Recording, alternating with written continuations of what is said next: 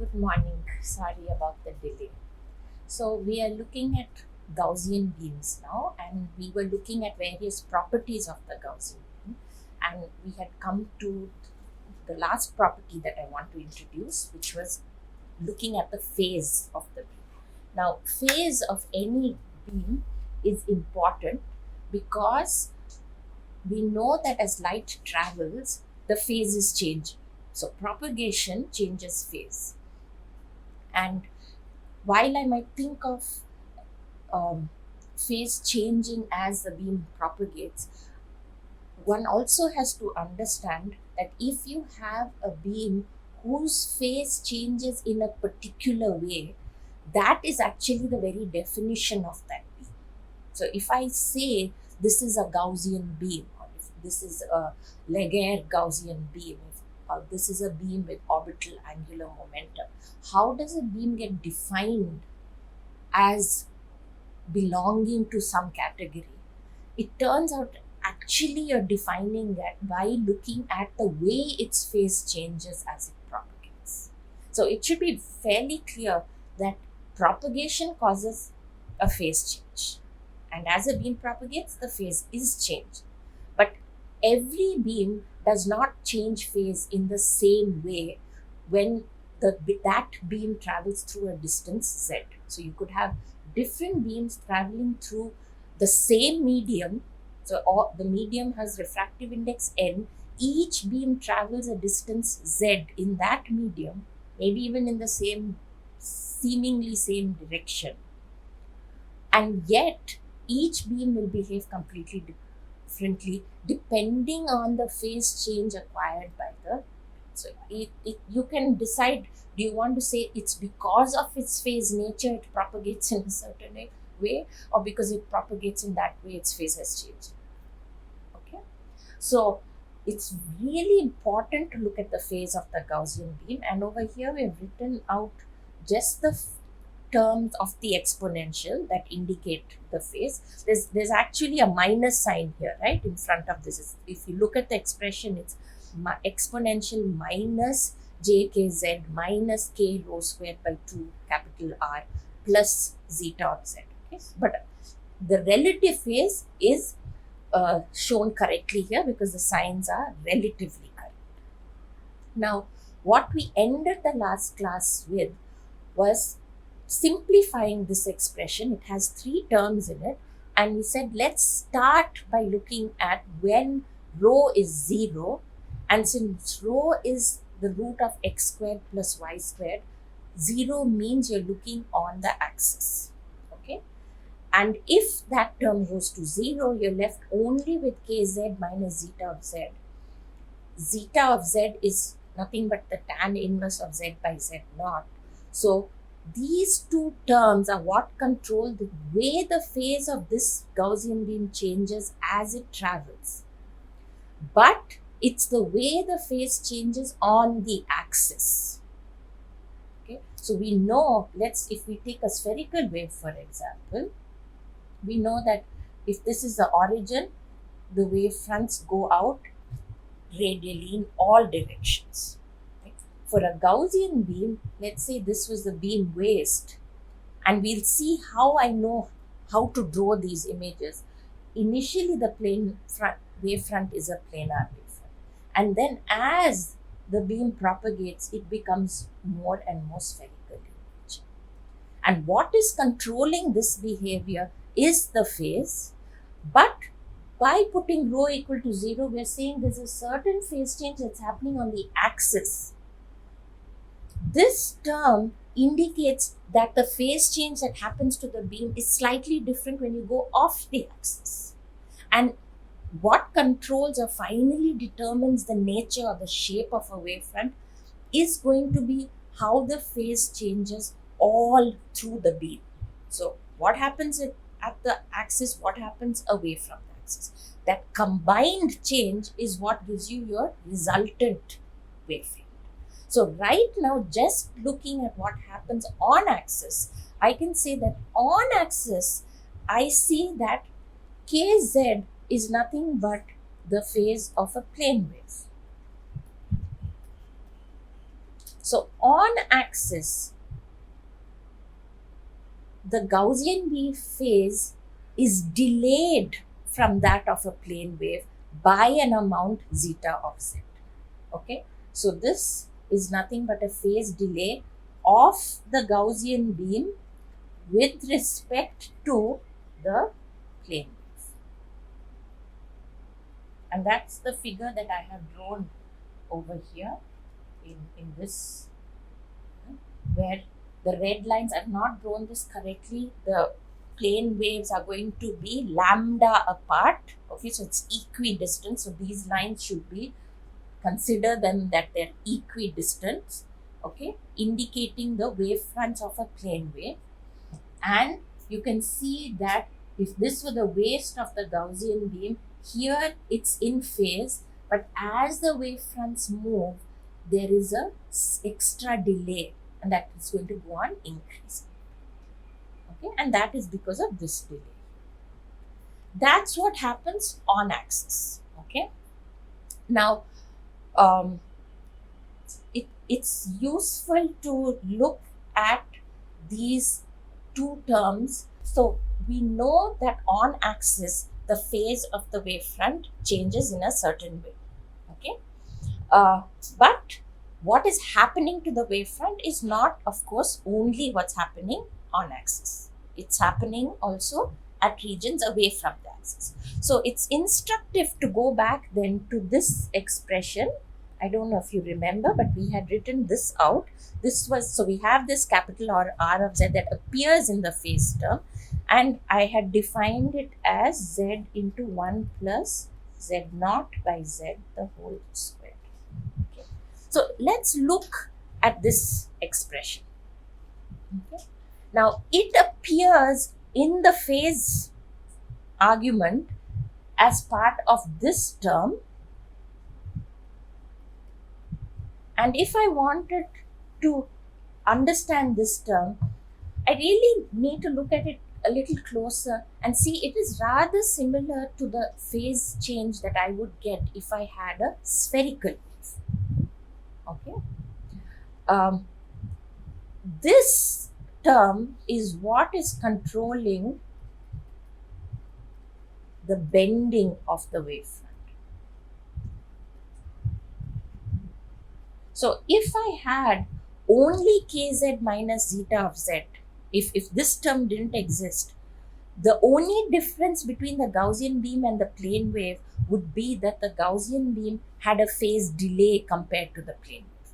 But it would be more or less plane in nature, right? Except the wavefronts would have had a phase delay. What makes the Gaussian beam lie somewhere between the ideal plane wave and the ideal spherical wave is this term that moves it from the plane wave and gives it the bending of the beam. Okay? Now, the radius of curvature is a function of z. So, as the wave travels, the curvature is taking on a different size, right? It is also a function of z naught, which is an inherent parameter of your beam. How does this r of z vary? So let's look at two different cases. Let's say I take the case when z is equal to 0. Where is z equal to 0? At the waist. So at z equal to 0, what happens to my expression for r of z? I can always write it like this, right? So at z equal to 0, the first term vanishes, but the second term goes to infinity. So at z equal to 0, r of z will go to infinity, right? What happens at z equal to infinity, very far away from the waist? In this case, the first term blows up, whereas the second term vanishes. So the result is the same, r of z tends to infinity. So, and what does r of z in being infinite imply? What kind of beam is that? It's a plane wave, right? It means the radius of curvature is infinite. It's nothing but a plane wave. So now you're getting the sense the Gaussian beam at the waist behaves like a plane wave, and very far away from the waist again behaves like a plane wave. And in between that has a spherical nature. So it's very, very different from that ideal mathematical plane wave or spherical.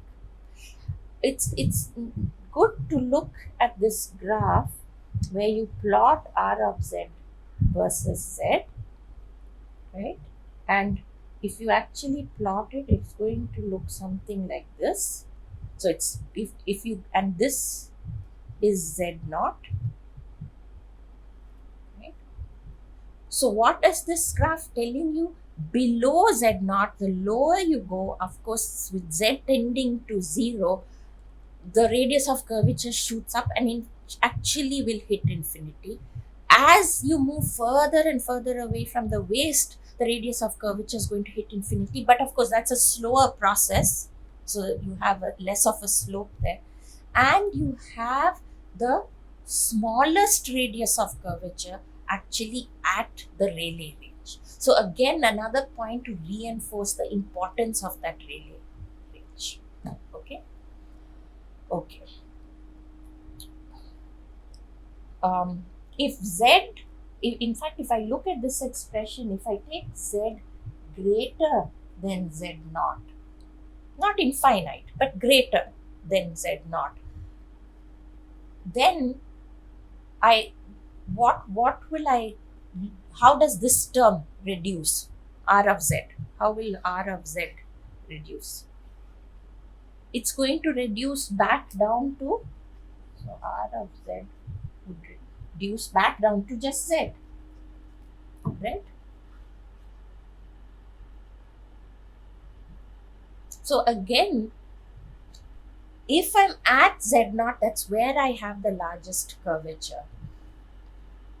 If I go beyond that, this starts becoming like a spherical.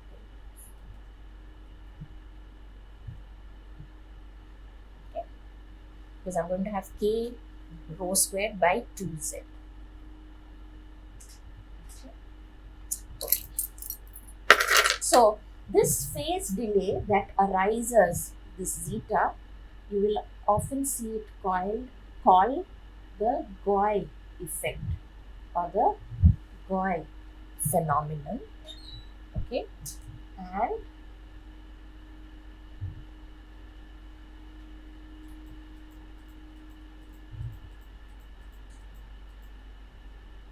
what zeta of z is telling us, as the wave travels, it is acquiring a phase delay compared to a plane wave. And actually, the phase delay as a Gaussian wave travels from minus infinity to plus infinity is a full pi radians. Okay? So you can plot that phase delay.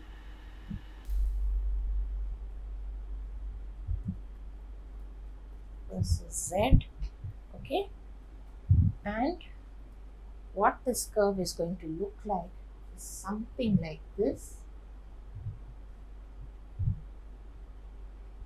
And symmetrically on the other side.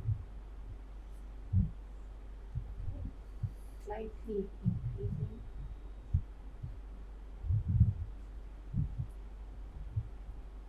This is z naught. The same distance over here as minus z naught. This is pi by 4. This is minus pi by 4. And this asymptotically tends to pi by 2.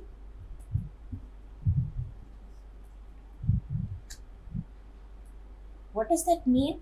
As the wave travels, and if you consider it traveling from minus infinity to plus infinity, compared to a plane wave that traveled that same distance, it would have been delayed by a full pi radians.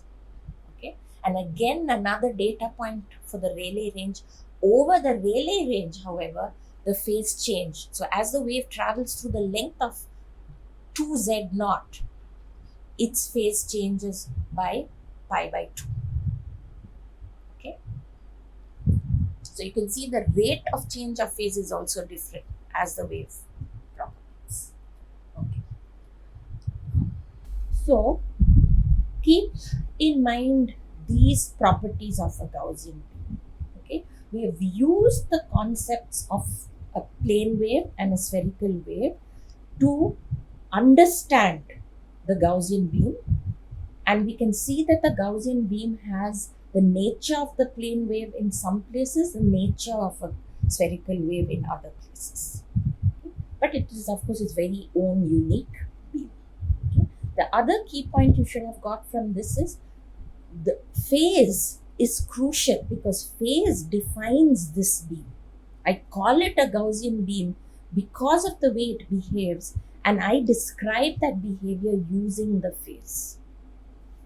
Okay. Now, there's one other parameter. It's not a Gaussian beam parameter. It's not always defined as part of Gaussian beam parameters, but it's a very important parameter that people use if they're working with lasers. So I want to mention it here. It's called the beam quality. It's referred to as the M squared parameter. And if you're using a laser or buying a laser, you would always look at the M squared parameter. Now, the M squared parameter is a simple definition. It is the divergence of the beam emerging from this source compared to the divergence of an ideal beam with the same omega naught. So, if I have a beam, a Gaussian beam, so an ideal Gaussian beam, it is lambda wavelength. It emerges with the spot size of omega naught. Inherent to it then is the theta naught or the z naught, right? And so I can say this beam has a divergence theta naught. Now, if I take another beam with, say, of the same wavelength, and it emerges with the same omega naught, ideally, if it is a Gaussian beam, it should have the same theta. Okay. But in reality, when you generate light, the quality of the beam coming out varies a lot depending upon how exactly that beam was generated. Right? Especially when you have higher power sources, the nature, the method by which you generate the higher power affects the quality of the beam. After all, why am I getting out a Gaussian beam? It is a mode of the cavity. And the mode of that cavity, if I change some parameter or if I'm using much higher power, that mode quality gets affected. So the way to compare is to compare the divergence of the beam you have with an ideal Gaussian beam of same lambda and same omega. So this ratio is what we call the M squared ratio. And I can always define it in terms of theta naught, because theta naught can be defined, of course, in terms of omega naught and lambda. So if I do that, M squared is, of course, this stays the same, but I will write it as pi omega naught by lambda. And often, because people want to talk about diameters, you may see it written like this, so that it's 2 omega naught.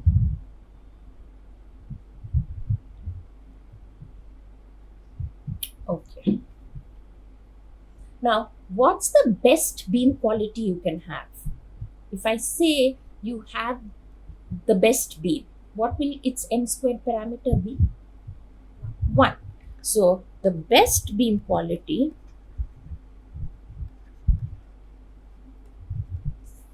is M squared equal to 1. In other words, you're saying the divergence of this new source when compared to the other one are the same.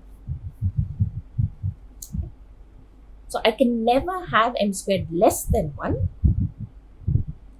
And you always strive to create a source that will generate an M squared as close to 1 as possible. Many sources will achieve close to 1.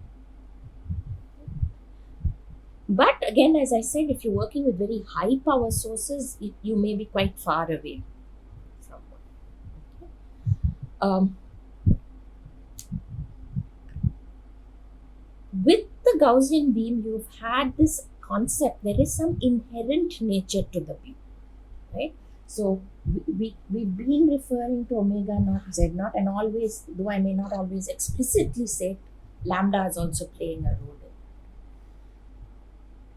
it. This means, this inherent nature of the beam means that if I have a source and the Gaussian beam emerges from this source, so this is the wavelength and it has omega naught, that means this beam has a fixed z naught and a fixed theta. Now you could ask, then that mean I can never change it, I'm stuck with this omega naught forever? You can change the omega naught, of course. Why do we use lenses? You use lenses to change focal spot size. So I could put in a lens, right? And doing so would then, of course, maybe I have a lens that tightly focuses, so it does this. Now, in this region, the beam came out with an omega naught, a z naught, a theta naught.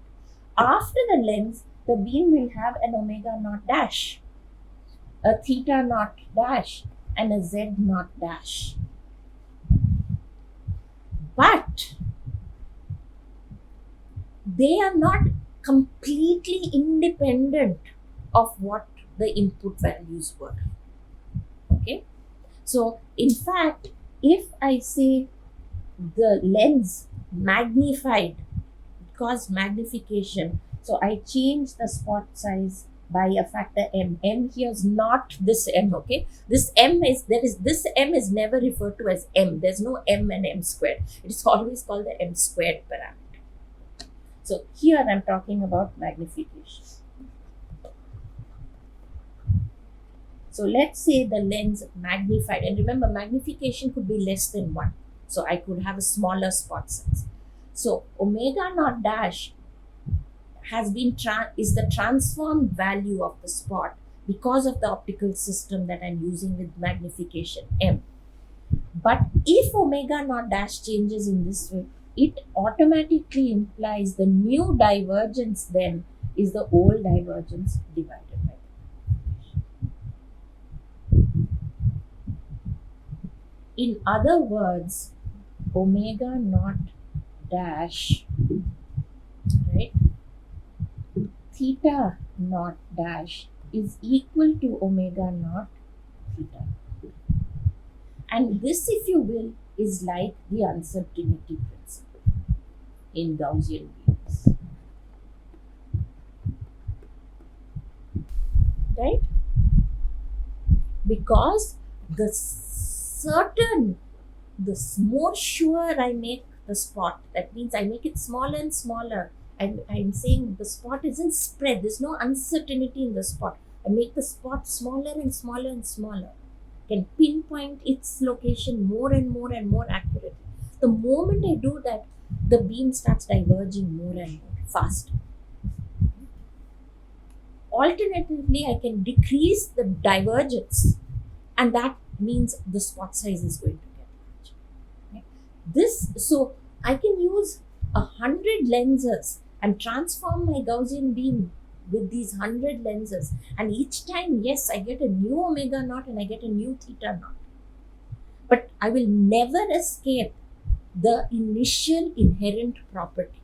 It came out with an omega naught and a theta naught, and that relationship, that product is going to stay the same for this beam throughout, no matter how I manipulate it. Okay?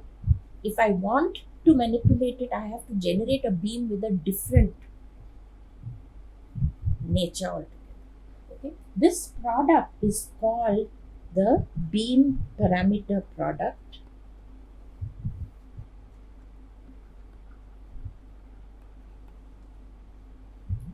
or often just reduced to .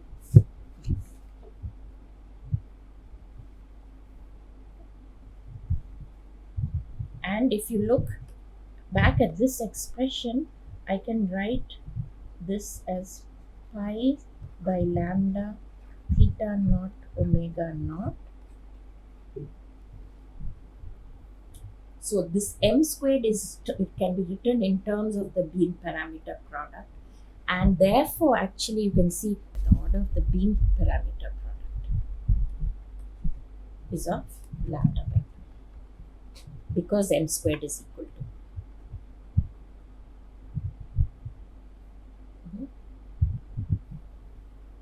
Okay, so with this you should start getting the idea that there is only so much control you have over the beam. And here I'm showing you that it is a function basically of the wavelength, and there is only so much I can achieve with a source of a certain wavelength. And this idea we have met before because we've looked at resolution and we've said resolution is also related to wavelength. I may want to have a very, very small spot size, but it is finally a function of wavelength. And this idea is coming through here again in the Gaussian beam because you're saying the order of the beam parameter product is lambda by pi. And that product is again relating to spot size and divergence. Okay. So you can think of the m squared. If you have an m squared value that is greater than 1, you can think of it as indicating the non-Gaussian nature of that particular beam that you're looking at. So if you say m squared equal to 1, you're looking at a Gaussian beam, and for any other value you're seeing, and 1.1 may be still considered Gaussian, but of course you go to higher and higher m squared values, you say the beam is going further and further away from its Gaussian nature. Okay. And in fact, if that were the case, the expression we wrote down for the phase of the Gaussian beam, that means that beam doesn't exactly follow that expression. It means there is some other term in its phase that accounts for its difference from. Right? So we're not saying this is a Gaussian beam, it has the same expression, but it's behaving differently. The very fact that a beam has an m squared greater than 1 means that its phase will be different from that of the Gaussian. Some other term or terms will exist in its phase. Okay? Okay. Now, the next part that we need to move to really is looking at how the Gaussian beam gets transformed. Because our interest is always, how do I use? In ray optics, it was how do I focus light down and achieve something? How do I do imaging with aberration correction? We're not doing anything very different here. All we're saying is the systems that we're working with, you can't anymore assume ray optics. You have to take the wave nature into account. But again, I want to manipulate this wave with optics. So the next part that I need to really look at is how does a lens transform my Gaussian beam? How does a mirror transform my Gaussian beam?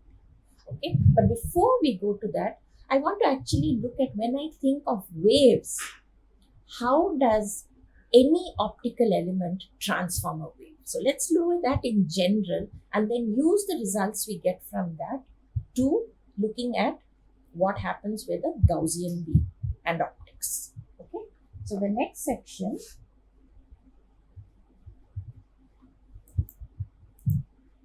is on transmittance. Let's just look at transmittance of an element.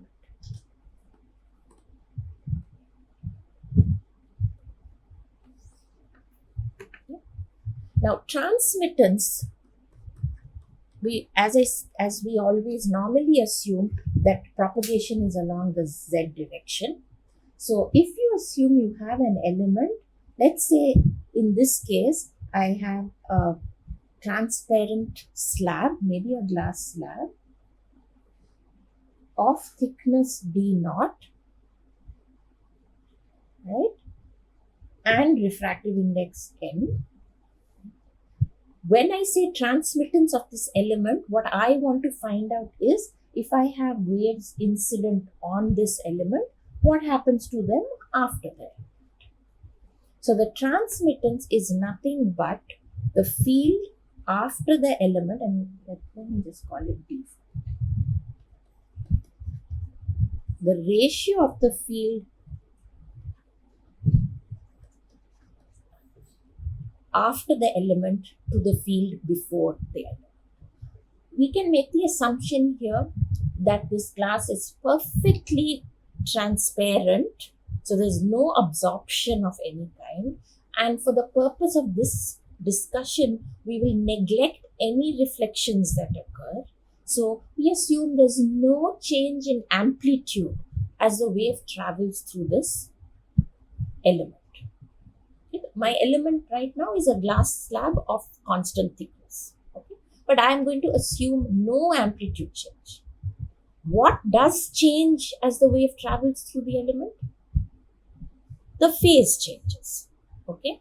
And by taking the ratio of the fields, remember the fields are always A exponential J phi, right?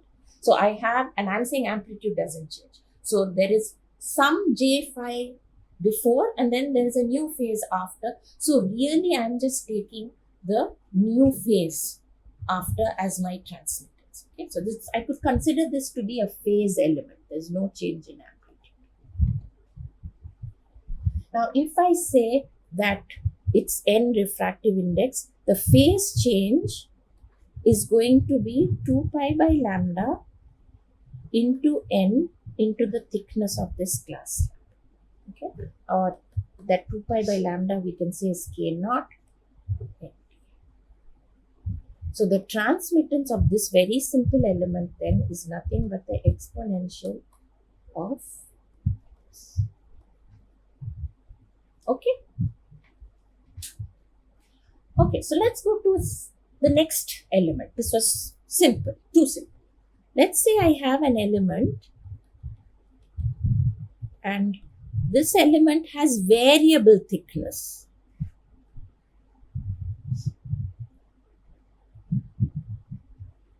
Something like this. Okay. So at no point is it larger than D naught. D naught is the widest it ever is at any point. But it at some places the thickness is less than D naught. So I can actually say the thickness here is a function of x and y. X and y is the plane perpendicular to the direction of propagation. And so if I'm taking into account the phase change, I then, here it didn't really matter. I wrote T of xy, but this was the same transmittance everywhere because the thickness was the same everywhere. Therefore, the phase change was the same. Now I can't ignore the x and y. I really have to take into account the transmittance at every point due to the different phase at every point. Okay. Now, let's take some point over here. Let's take this point. Let's say the thickness here is d of xy. So what is a ray or the part of the wave that is traveling to that particular section of the element? What is it seeing in terms of the phase change? Well, it's traveling through two different media, right? It travels through a thickness d of xy, a medium of refractive index n, but in that same line, it also travels a thickness d naught minus d of xy through air, right? And that happens at every position of this element. So, the total phase shift then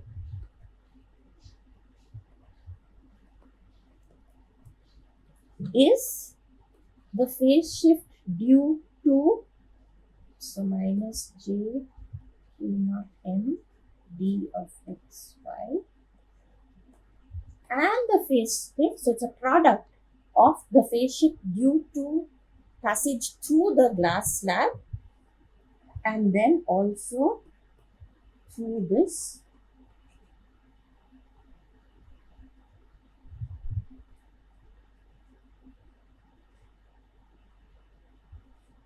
let me just write it as d naught minus d. Okay, it is d which is a function of x and y.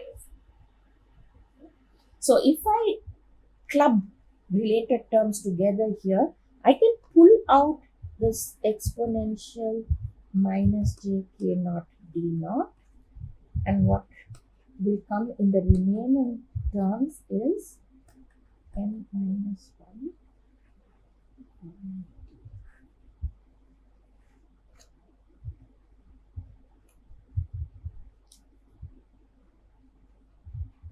And if you were to do this at every point of the slab, right, you are going to get the same expression, of course, with this value or this term d of xy representing the thickness of the slab at that particular position.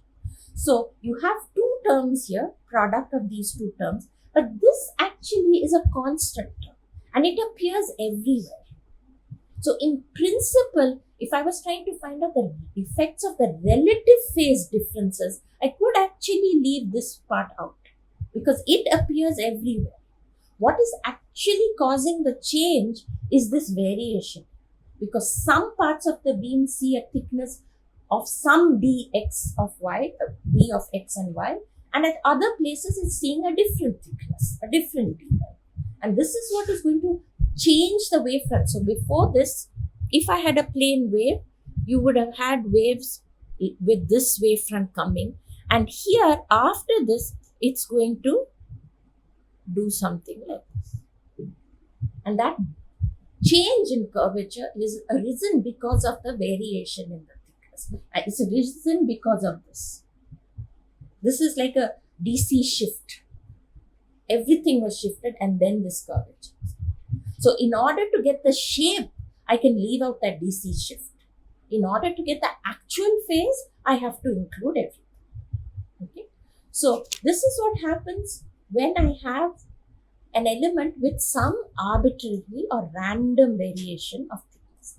Now, why are we going step by step like this? Because of course, finally, we are not usually using elements of random thickness. What we are using will be an element of some known shape like a lens. So I want to know what is the phase shift caused by a lens. And again, just to make it simple, we will take a plano-convex lens.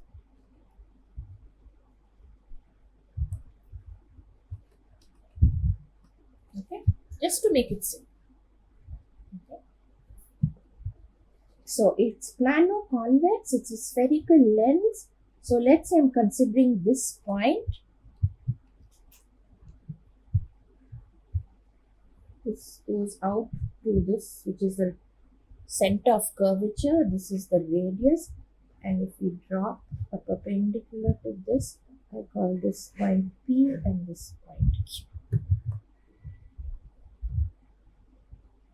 Now again, I have varying thickness of dxy across this lens. Right? It's thickest at the center and symmetrically it reduces in thickness as you go to the edge. So I want to now find out an expression for d of xy and then substitute that into this equation. And that will give me the transmittance of a lens. Right? So how do I find out an expression for d of xy? So I can use some simple geometry over here. We have used a plano-convex lens. That means this is spherical in nature, right? So d of xy, the thickness anywhere is going to be this distance PC, which is nothing but the radius of curvature r minus PQ. So let's say I'm looking at the thickness, right, at this particular point. Yes? Okay. But what is PQ? PQ can be calculated how? It can be calculated by R minus QC. And to get an idea of how we'll do that, we've been looking at this image from the side. If I looked at it, directly, This is the optical axis. This is the point P. Q lies behind it.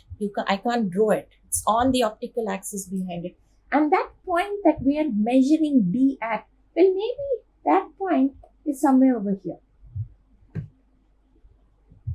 So I want this distance actually, right? So in other words, I can write this is R minus, what will it be?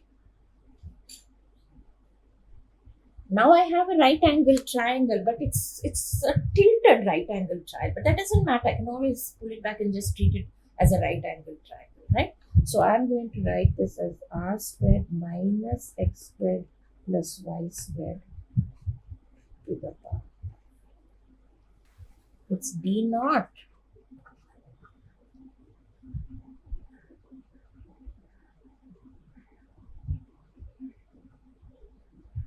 Yes. Go back and look at the figure we had over here. In order to find out the thickness anywhere, we took the maximum thickness minus the distance traveled in air. Right? Or to find the distance traveled in air, we took the maximum thickness minus the thickness of the glass slab at that point.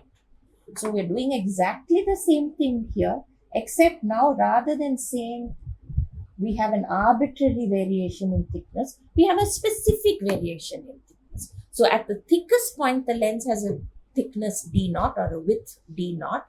And then if we subtract PQ, that will give us this. So at that position, it gives us the thickness of the glass. Okay. Okay. So if I simplify and write this, as well as take into account the fact that X squared plus Y squared can be less than R squared. Why? Because if you think about it, the curvature of your lens, it can have a fairly large radius of curvature compared to the lateral size of your lens. And that's basically what this is saying, that your lens it's not as large as the radius of curvature. So this is not at all a strange assumption to make. Okay? But if you make this assumption, this will then reduce very simply to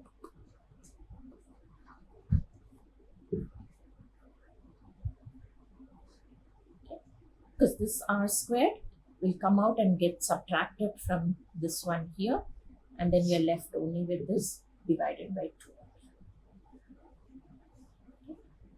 Now I can put this into this expression over here. What was that expression? That was the transmittance of a glass plate whose thickness varied according to that D, small d. And now I'm doing exactly the same thing, except I'm saying the thickness variation has this particular form. So if I go back and write T of xy, this is the transmittance of the lens, is exponential minus j k naught d naught exponential minus j k naught n minus 1 d naught minus x squared plus y squared by 2r. So again you see, for the lens, this is a constant term, and so is this part, this product. This is also a constant. So I can write all the constants as some h naught. Okay. What are you left with? You're left with the part of the exponential that will contain, because that varies depending on where you are on the lens. In other words, where the x and y values are. So you will have j k naught x squared plus y squared 2r. Everything else goes into the constant. N minus 1, right? N minus 1. So in fact, I can write this as h naught exponential j x squared plus y squared p naught by 2f. If I say that the focal length of this lens is n minus 1 by, 1 by f is this. Is that right?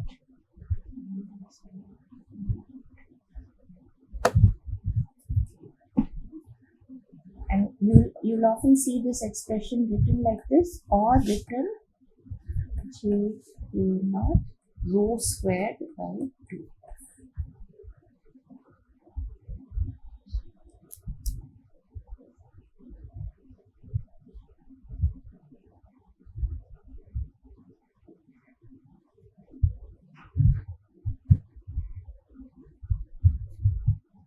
So in today's class, we finished looking at the properties of the Gaussian beam. We saw that the inherent natures, your ideas or concepts of the Rayleigh range Z0 should have got reinforced, because we saw that it's very much a part of the inherent nature of the Gaussian beam. Omega naught, lambda, theta naught, Z0. These are related. And for a particular beam, it means that you're going to have certain values for these. And optics cannot change. You may be able to change one parameter, but that forces the other parameters to change in a certain way. Okay. We then looked at the m squared parameter, which gave us an idea of how to quantify how Gaussian a beam is. So I want a Gaussian beam. A Gaussian beam is a easy beam to work with. It gives a good focal spot. But not all sources will generate a Gaussian beam. And the m squared, or the parameter, allowed us a means of quantifying the Gaussian, how Gaussian a beam is. And then we want to move on to looking at how does a Gaussian beam change or transform when it interacts with lenses and mirrors. But in order to do that, we wanted to see how does any beam transform, because up till now we've only been looking at rays, not waves. And when you look at waves and I talk about its interaction, their interaction with an optical element, their phase is going to change. So we define this parameter, the transmittance, for a phase element. And then we went step by step as to how you will calculate the phase of a known element like a lens. We have calculated the transmittance now, or arrived at the transmittance for a plano-convex lens. But you'll see if you do it for any lens, it is going to reduce down to this form, where it is a function of the focal length of the lens. So we'll start off in the next class taking into account how a Gaussian beam actually changes when it goes through a lens. Okay.